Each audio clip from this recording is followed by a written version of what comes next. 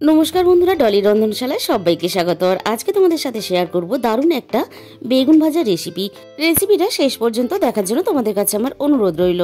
আমরা যেভাবে বেগুন ভাজার জন্য বেগুন কাটি সেইভাবে আমি কয়েক পিস বেগুন কেটে নিয়েছি। দিয়ে দিলাম স্বাদ মতো লবণ। এবার দিয়ে দিলাম এখানে সামান্য একটু অল্প পরিমাণ চিনি আর দিয়ে দিলাম হাফ চামচ পরিমাণ হলুদ গুঁড়ো। খুব ভালোভাবে আমি বেগুনটা মশলার সাথে মেখে নেব। এইভাবে বেগুন ভাজলে তোমরা কিন্তু গরম গরম ডাল ভাতের সাথে শুধু নয়, চায়ের সাথেও বিকেলে খেতে পারবে। এখানে আমি একটা মশলা বানানোর জন্য মিক্সিং জারের মধ্যে নিয়ে নিলাম 1 চামচ পরিমাণ সর্ষে সাদা কালো আর 1 চামচ পরিমাণ পোস্ত আর অল্প একটু নারকেল। আর আমি এখানে দিয়ে দিলাম ঝালের জন্য একটা কাঁচা লঙ্কা। খুব বেশি এখানে ঝাল দেওয়ার প্রয়োজন নেই। আর সামান্য পরিমাণ লবণ দিয়ে দিলাম।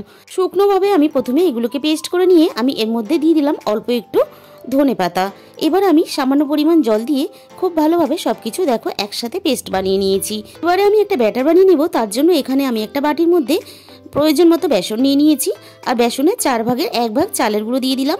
আর দিয়ে দিলাম স্বাদ মতো লবণ আর সামান্য পরিমাণ হলুদ গুঁড়ো আর দিয়ে দিলাম সামান্য পরিমাণ ঝাল লঙ্কার গুঁড়ো। আর দিয়ে দেবো এখানে প্রয়োজন মতো কালো জিরে। আর দিয়ে দিলাম এখানে 1 চামচ পরিমাণ পোস্ত। আর সাথে দিয়ে দেবো অল্প একটু ধনেপাতা কুচি।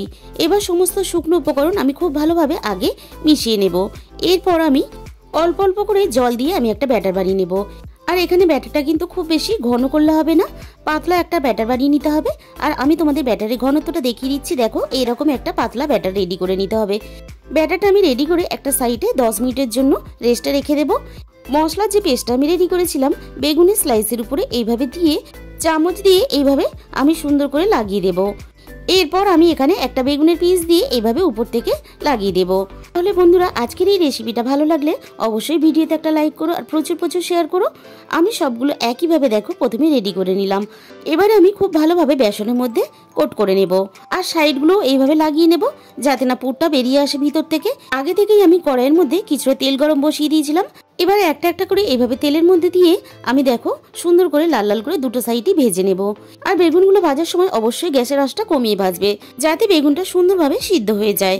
আমি একটা ভেজে এখানে রেডি করে তুলে নিলাম। বাকিগুলো ঠিক একইভাবে আমি তেলের মধ্যে দিয়ে ভেজে নেব। আমি এখানে বেগুনগুলোকে অল্প তেলেই ভেজে নিচ্ছি। তোমরা কিন্তু চাইলে এটা বেগুনির মতন করে ডুবো তেলেও ভেজে নিতে পারো। আজকের রেসিপিটা ভালো লাগলে অবশ্যই আমার চ্যানেলটাকে সাবস্ক্রাইব করে পাশে থাকা বেল আইকনটা প্রেস করে দিও যাতে আমি কোনো নতুন রেসিপি আপলোড করলে সবার আগে তোমার কাছে পৌঁছায়। এবারে আমি বেগুনের ভিতরটা কেটে তোমাদের দেখিয়ে দিলাম। কতটা ভিতরটা দেখো লোভনীয় হয়েছে দেখতে।